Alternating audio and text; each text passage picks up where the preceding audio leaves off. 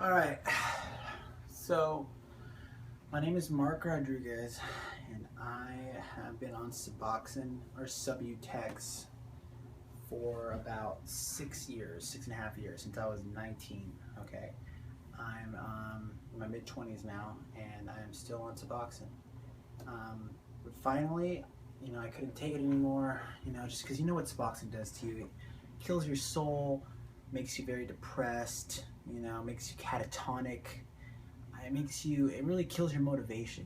Like, I know it's weird. People say it's an antidepressant, but somewhere along the line, when you're taking high doses of it, it messes everything up. And for me, I got ridiculous amounts of constipation, which led to further problems, which led to the slowing of my thyroid, which caused me to develop hypothyroid disorder, because it slows your entire metabolic rate. Okay.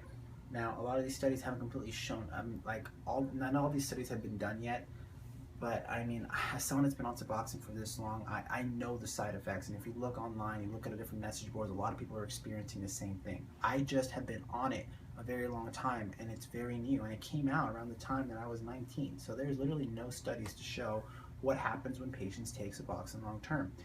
What they're kind of starting to figure out is that it's not good to be on maintenance on Suboxone. It's just you're just treating in one addiction for another.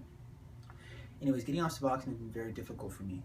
I literally tapered down from 16 milligrams to about 0.01, and that was freaking awful. Okay, I'm on day two of no Suboxone, and to say the least, it's been very difficult. I'm experiencing a lot of fatigue, a lot of depression, upset stomach. I mean, I've been going to the bathroom like every 10 minutes.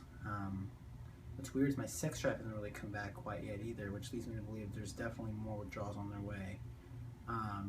The worst part of it so far has been at night, when I can't sleep. I mean, it's been pretty bad, but I would say it's been tolerable only because I tapered. The taper was awful. At first, going from 16 all the way to 4.2 is nothing. It really isn't. So don't be afraid of that, okay? You could jump from 16 to 8 to 4 over a period of 3 months and not feel a thing. What gets hard is when you get below 2. Now the reason that is because after 2 milligrams, it doesn't last all the way. So let's say you're at 1 milligram or less, okay? It literally, you will feel okay. Say I always took my pill at night, okay? Because I wanted to get myself used to not having to take anything to get through my day. So it'd be like a reward at the end of my day, and it's still fucked. So whatever. Anyway, so I would take this pill at 9, this little crumb. But what would happen is it wouldn't last me the whole day till my next dose. So I would start to withdraw around 2 o'clock in the next day, 2 p.m. Okay, I'll go through the night, but waking up obviously on Suboxone is a nightmare, okay? And then around 2 o'clock, I just start to withdraw. So my whole day was crap, okay? I went through bottles of Red Bull. It was just difficult, okay? Because every day was just I'd have to face withdrawals every single day, because below 2 milligrams or 1 milligram, somewhere around there, it stops working as Suboxone is intended to work, which is to keep you at a slow, steady level of opiate, okay? Or, I don't even know the word for it right now, but you know what I mean. Yeah, it's just to keep you at a steady level, of buprenorphine, okay? Essentially the same thing that's an opiate. Anyways, long story short, it doesn't work the right way, okay? So if you're taking below 2 milligrams or 1 milligram, you think, oh, I've just been on a crumb the rest of my life. It doesn't work, because you're not living your life at 100%, and you're just hurting yourself, especially if you're young, like you're in your 20s or in your early 30s, and this is your time to really make a difference. You're not going to do shit. You're just going to stay at home all day and watch TV, all right? Or complain how you're always tired and you feel old. Getting off of it now, I'm basically just withdrawing like crazy, but I'm hoping to see the positives on the other side. And I'm going to try to update you guys every single day until I start to feel better. So people out there that are afraid to get off Suboxone like me, they've been on it for years, that don't know how to take the jump, fuck it, I'm going to do it. Alright, so I'm going to let you guys know exactly what to expect. Now, here's what's helped me so far. And I'm not trying to sell shit, alright, because I think it's all crap anyways, but the Limidrol, has been helping like crazy. My sister bought it for me. Very nice of her.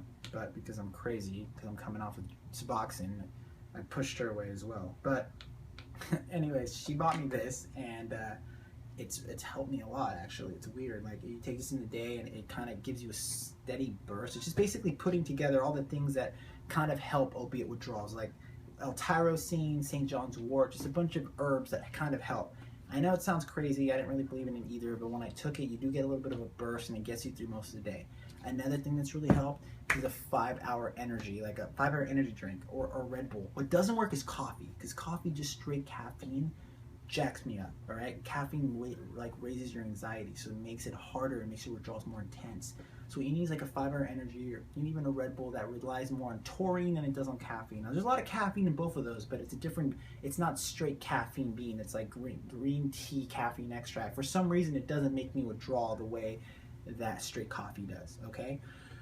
So obviously, another thing that's helped me a lot is clonidine. All right. I don't know if you can see that. Clonidine. It's prescribed by a doctor and lowers your blood pressure, so it kind of keeps you from going haywire. Okay. Obviously, something else that's helped me is taking very small amounts of lorazepam, or an anti-anxiety medication, a benzo. It takes such a small amount, and seriously, don't mess with this, because that stuff is even hard. It's just as hard to get off Suboxone. Maybe not as addictive and mentally, but the withdrawals are scarier, in the sense that they can kill you. So, anyways, long story short, to wrap it all up, I'm going to be updating you guys every day through my journey through sobriety. Anyone that's on Suboxone and been on it for a long time knows how hard this is and how scary this is. So, wish me luck. Like I said, I'm getting off of this because I was made for much more than this. My parents paid for me to go to a good college. I was fortunate enough to graduate, but ever since I got out of college, I haven't done anything. I just wanted to sit there, watch TV. I became super antisocial, and I was very social before.